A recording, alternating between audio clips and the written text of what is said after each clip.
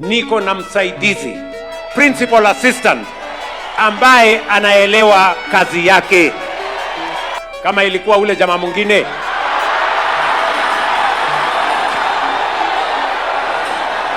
How are you guys? Thank you so much for joining in na Miss Mswahili YouTube channel. Kwa wale ambao ndio wanaingia mara ya kwanza, hapa tunazungumzia, we just speak on what is happening in the political trends, of course giving updates on what is happening also in the current affairs world. Kwa hiyo upo sehemu sahihi ambapo we can share our thoughts and also exchange on what is happening. Leave a comment on what we are discussing today. Of course, President William Ruto is hosting aspirants of UDA party. Of course, those who are willing or planning, ambao wanapenda kwamba waweze kuchaguliwa kwa tiketi ya chama hicho cha UDA, chama hicho ambacho kipo kwenye utawala kwa sasa, kinajiandaa kwa uongozi mwaka 2027. Of course, campaigns are starting, na pamoja na hizo preparations tumeona kuna a lot of talks between different parties on united opposition side. Pia tumeona kwenye upande wa serikali ya broad based, but kikubwa ni kwamba leo kwenye mkutano tumemsikia jana Rais Ruto akiwa anajigamba kweli kwamba hichi chama cha UDA ndio kimeweza kuwavutia waniaji wengi zaidi, na kwamba haijaifanyika. Anasema hadi wakati wakiwa kwenye chama cha Jubilee haikuwa itokea kwamba chama cha Jubilee kavutia watu ama idadi kubwa ya aspirants. Of course over 12,000 people ambao wame show interest.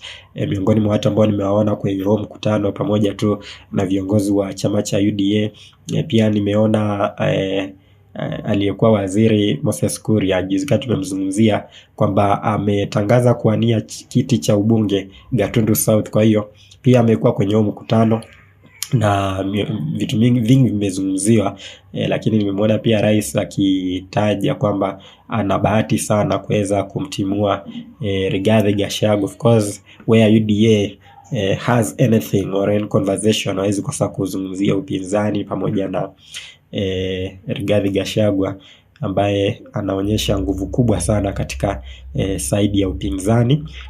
Of course tutakuwa nafuatilia tu mambo mengi, sera ambazo zimeuzwa kwenye mkutano, na wanachama ambao watakuwa wanajieka kwa side hiyo wakijiandaa kwa uchaguzi. Nimeona timu kubwa sana kule. Watu wengi pia wameweza kuzungumza kwenye mitandao ya kijamii wakijiuliza kwamba ni haki kwamba rais aweze kuweka mikutano ya chama, to have political parties under State House, wakiargue kwamba chama ama State House is a symbol of neutral, kwamba iwe sawa kwa kila mtu. Kwa hiyo mtu ambaye anaoccupy State House hafai kuigeuza kuwa sehemu ambayo vyama vinaweza fanya mikutano. Of course yeye ndio party leader wa UDA na tunategemea kwamba atafanya hii mikutano, lakini watu wanao maswali ni vipi ameifanya mikutano mingi ya chama cha UDA kule ikulu ya rais, ambayo ni sehemu ya unity na usawa. Mimi naitwa Miss Mswahili, niachie comment zako kuhusiana na huu mkutano, na feel pengine wamezungumzia jambo ambalo la muhimu zaidi, ama ni kuonyesha tu kwamba wana nguvu wakijiandaa kwa uchaguzi wa mwaka 2027. Hadi wakati mwingine, kwaheri.